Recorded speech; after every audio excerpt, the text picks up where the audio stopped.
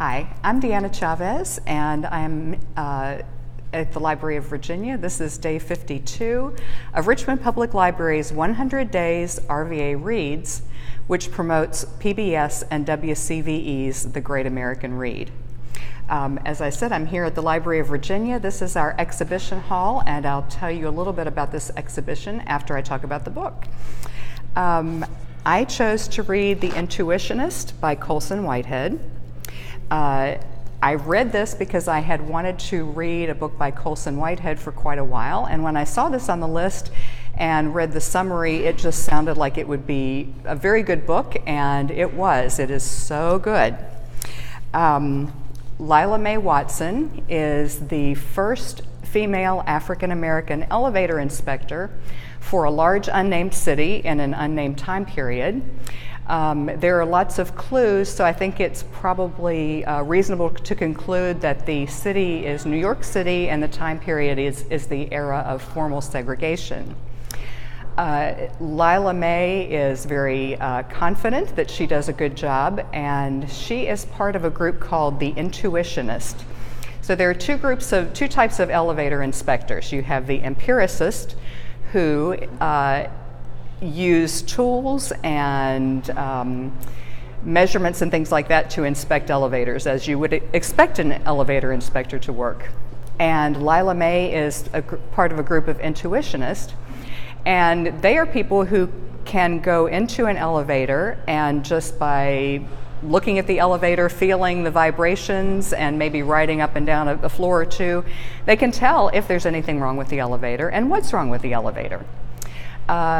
And so Lila Mae has a very good track record, and she knows that she does not make mistakes. So the action in the book really begins when a brand new elevator in a brand new building that Lila Mae has just inspected has a catastrophic failure. It goes into free fall. And Lila Mae knows that she didn't make a mistake, so she goes on a quest to find out who is responsible for sabotaging the elevator. And the plot is fantastic. There are mobsters, there are corrupt politicians, there are, the usual bunch that you would expect back in this time period. And Lila Mae kind of goes into hiding to find out who is responsible. And she doesn't trust anyone, which is a really good thing because nobody in this book is what he or she seems to be. And there are a lot of twists and turns toward the end. And the plot is just really riveting. Mr. Whitehead has a lot to say about race and race relations, and he also talks about, he ponders the possibility of whether elevators can actually think and feel. And I believe that most of us here at the library think that our elevators can think and feel because they seem to have a mind of their own. And I know I have things at my house that I am convinced can think and feel. So along with the plot, there are lots of interesting things to consider. This is his first novel, and it was very difficult for me to remember that it is his first novel because it is so beautifully written. It is so well done. It's just hard to think that anybody could have that kind of product at the end of their first try. I also wanted to read this book because I know nothing about the life of an African-American woman, especially during the time of segregation. And so this book helped me understand a little bit more what she went through as a person who was the first of her race and gender to work for a company like this, the things that she had to go through just to survive. She was pretty much invisible other than being the butt of a joke or, when somebody needed a scapegoat, when they needed a scapegoat for this elevator falling, and then people who knew who she was.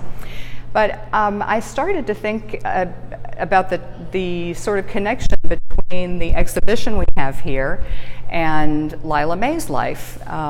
These are African-American soldiers.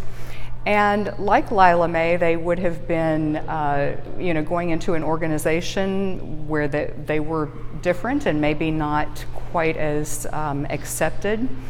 roughly the same time period as Lila May, even though these guys were a little bit older. And they too were probably invisible in society. They served their country, they came back and did the jobs they had before of farmers, mechanics, machinists, chauffeurs, things like that, and they probably went back to being invisible in society. And these studio portraits that they had done were really the only time in their lives when they were able to show exactly who they were and to be visible. So I thought that was a good kind of tie-in, and I think the book and this exhibition, if you read the book and you look at the large photographs in this exhibition, you can get a little bit of a feel for what their lives might have been like. It helps your understanding of people who you just have you don't have a clue what their life was like. So this exhibition is up at the Library of Virginia. We're at 800 East Broad Street. This is up through November 9th, so I hope you will come and visit it. And I just wanted to point out also the poster for the Great American Reads. If you would like to see more of these videos, see what people have read, and also to participate as a reader, you can go to rvalibrary.org/100days. You can also join the Facebook page and check out all of the videos that have been made to this point, and they're fantastic. Lots of interesting books and interesting people reading them. Thank you.